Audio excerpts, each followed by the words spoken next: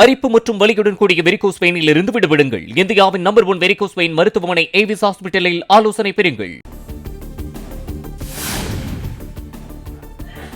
கூசாமல் பொய் கூறும் அன்புமணியிடம் பக்குவமும் தலைமை பண்பும் இல்லை. பாமக நிறுவனரான தனக்கே அன்புமணி கட்டுப்பாடுகள் விதித்ததாக ராமதாஸ் அடுக்கடுக்காக குற்றச்சாட்டு.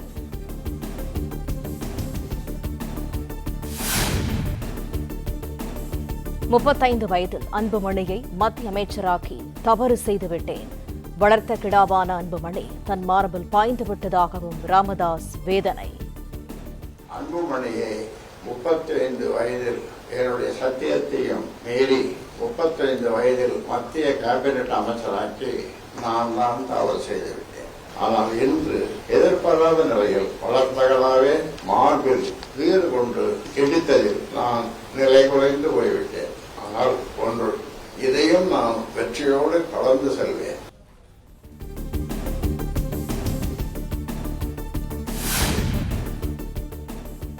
மக்களவைத் தேர்தலில் பாஜகவுடனான கூட்டணிக்காக அன்புமணி ஒரு காலையும் சௌமியா ஒரு காலையும் பிடித்து என்னிடம் அழுதனர். அதிமுகவுடன் கூட்டணி அமைக்க இபிஎஸ் ஒப்புக்கொண்ட போதும் தன்னால் ஏதும் செய்ய முடியவில்லை என ராமதாஸ் வேதனை. பிஜேபியோட தான் கூட்டணி போகணும் அப்படின்னு சொல்லி அதிமுக கூட்டணி போகக்கூடாது. அதிமுக பாட்டாளி மக்கள் கட்சின்றது ஒரு இயற்கையான கூட்டணி. அந்த காலத்தில் எல்லாம் பேசி முடிச்சுட்டு கடைசியில் இந்த கால அன்புமணி பிடிச்சினாங்க இந்த தொடைய, அந்த பக்கம் அன்புமணி மனைவி சௌமியா இந்த கால பிடிச்சிருந்தோம். 2 பேரும் அழகாங்க. பிஜேபியோட கூட்டணி போகணும். நான் ஒன்றும் என்னால் ரொம்ப நேரம் அழகாங்க. என்னால் ஒன்றும் சொல்ல முடியல. அன்புமணி வாயிலிருந்து உதிர்ந்த முத்துக்கள், இதை நீங்கள் ஒத்துக்கலன்னா நீங்கள் தான் எனக்கு கொள்ளி வைக்கணும். அப்புறம் வேற வழி இல்லாமல் நடந்தது.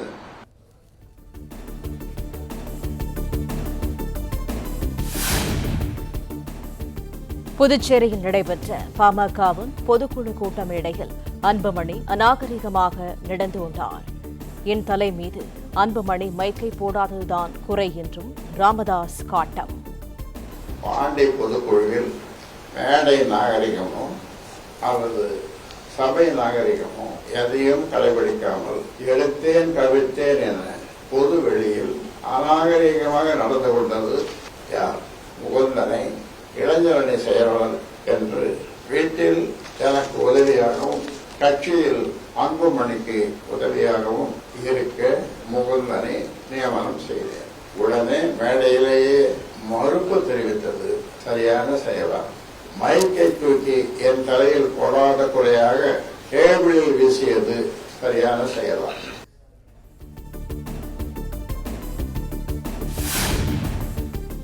பாமக இளைஞரணி தலைவராக முகுந்தன் நியமிக்கப்பட்டது குறித்து பேசிய பெற்ற தாய் மீது பாட்டிலை வீசி எறிந்தவர் அன்புமணி.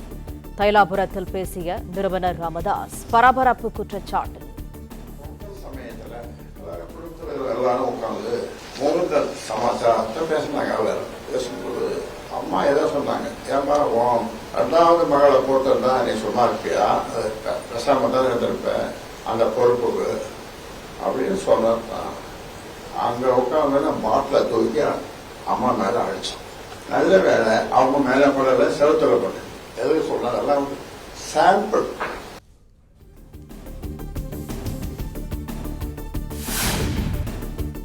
தான் அழைப்பு விடுத்த மாவட்ட செயலாளர்கள் கூட்டத்தில் 8 பேர் மட்டும் கலந்து கொண்ட போதே தாம் செத்து போய்விட்டதாக ராமதாஸ் வேதனை. ஆலோசனை கூட்டத்தில் பங்கேற்க வேண்டாம் என மாவட்ட செயலாளர்களை அன்புமணி தடுத்ததாகவும் ராமதாஸ் குற்றச்சாட்டு. 108 பேர் மாவட்ட செயலாளர்கள், 108 பேர் அவ்வளோ பேருக்கும் சொல்லி ஐயா போடுற கூட்டத்துக்கு போவாது. எனக்கு பார்த்து 14ஆம் தேதி அதுக்கு 8 பேர் தான் இங்கே வந்தோம். மீதி 100 பேருக்கு இவரே ஃபோன் பண்ணி, நேரடியாக ஃபோன் பண்ணி போவாதீங்க ஐயா, என்னை அடிப்படை உறுப்பினர் வந்து எடுக்க போறாருன்னு ஒரு பொய் சொன்னதும் அவன் நின்ட்டான். 100 பேர், 8 பேர் தான் வந்தான். அன்னைக்கே நான் செத்து விட்டேன்.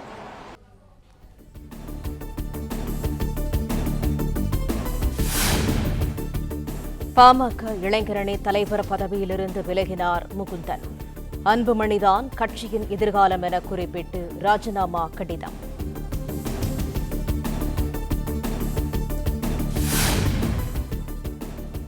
ராமதாஸ் கடும் விமர்சனங்களை முன்வைத்துள்ள நிலையில் நாளை முதல் 3 நாட்கள் சோழிங்கநல்லூரில் பாமக நிர்வாகிகளை சந்திக்கிறார் அன்புமணி.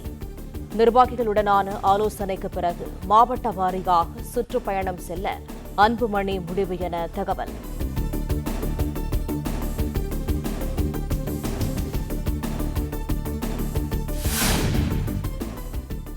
நாமக்கல் மாவட்டத்தில் 424 கோடி ரூபாயில் 4 வழிச்சாலையாக மேம்படுத்தப்பட்ட மல்லியக்கரை ராசிபுரம் திருச்செங்கோடு ஈரோடு சாலை திறப்பு.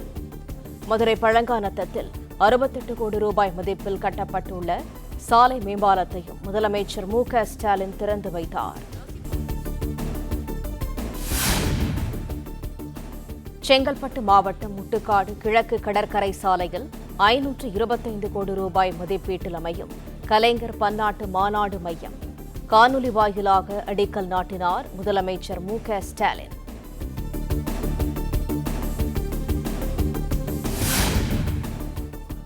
பொதுமக்களும் தொழில் நிறுவனங்களும் தமிழ்நாடு அரசின் சேவைகளை எளிதாக பெறுவதற்காக எளிமை ஆளுமை திட்டம் மக்கள் பயன்பாட்டிற்காக இணையவழி சேவையை தொடங்கி வைத்தார் முதலமைச்சர் மு.க. ஸ்டாலின்.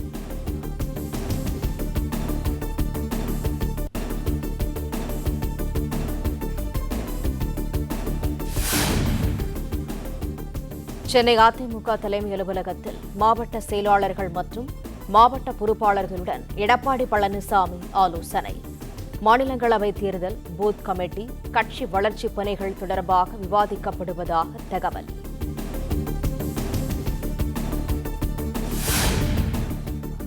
பூத் கமிட்டி அமைக்கும் பணிகளை ஜூன் மாதத்திற்குள் முடிக்குமாறு அதிமுக நிர்வாகிகளுக்கு எடப்பாடி பழனிசாமி உத்தரவு.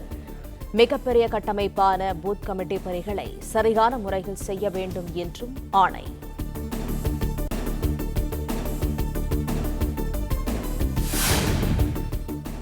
தேமுதிகவிற்கு ராஜ்யசபா சீட் தர வேண்டியது அதிமுகவின் கடமை என்று பிரேமலதா மீண்டும் திட்டவட்டம்.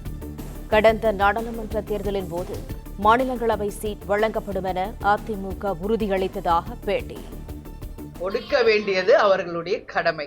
அது ஒண்ணுதான் நான் சொல்வேன். ஏன்னா 2024 பார்லிமெண்ட் எலெக்ஷன் அப்பவே 5 எம்பிக்களோடு இந்த ராஜ்யசபாவும் உறுதி செய்யப்பட்டதுதான். எனவே தர வேண்டியது அவர்களுடைய கடமை அப்படின்றத நான் சொல்றேன்.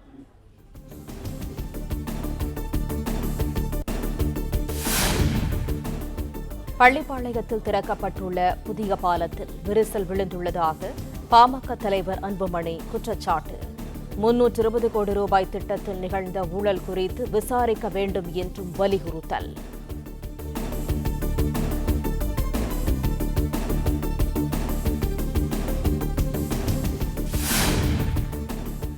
பள்ளிப்பாளையத்தில் திறக்கப்பட்ட உயர்மட்ட மேம்பாலம் உறுதியாக உள்ளதாக நாமக்கல் மாவட்ட ஆட்சியர் உமா விளக்கம்.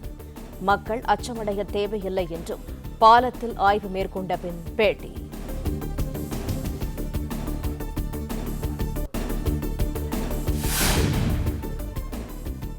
ஆபரேஷன் சிந்தூரின் போது 3 முறை பாகிஸ்தானுக்குள் நுழைந்து இந்திய ராணுவம் தாக்குதல் நடத்தியது. பெண்களின் குங்குமத்தை அழிக்க துணிந்த பயங்கரவாதிகளுக்கு குங்குமத்தின் வலிமை குறித்து பாடம் புகட்டப்பட்டதாக பிரதமர் மோடி திட்டவட்டம்.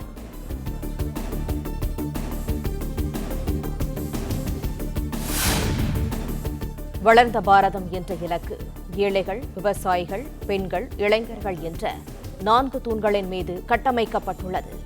சிக்கிம் மாநில அந்தஸ்து பெற்ற 50வது ஆண்டு நிகழ்ச்சியில் பிரதமர் மோடி பேச்சு. भारत का निर्माण 4 मजबूत पिलर्स पर होगा. ये पिलर्स हैं गरीब, किसान, नारी और नौजवान.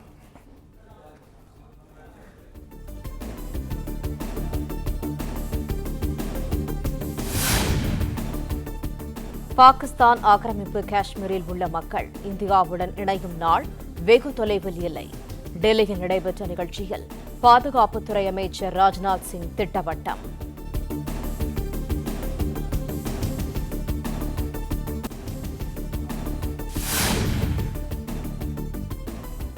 ஒப்பந்தம் செய்தபடி குறிப்பிட்ட காலத்திற்குள் ஆயுதங்கள் தங்களிடம் வழங்கப்படவில்லை என்று இந்திய விமானப்படை தளபதி அமர்பிரீத் சிங் அதிருப்தி. HAL நிறுவனத்துடன் 3 ஆண்டுகளுக்கு முன் ஒப்பந்தம் செய்தபோதும் ஒரு தேஜாஸ் போர் விமானமும் ஒப்படைக்கப்படவில்லை என்று ஆதங்கம்.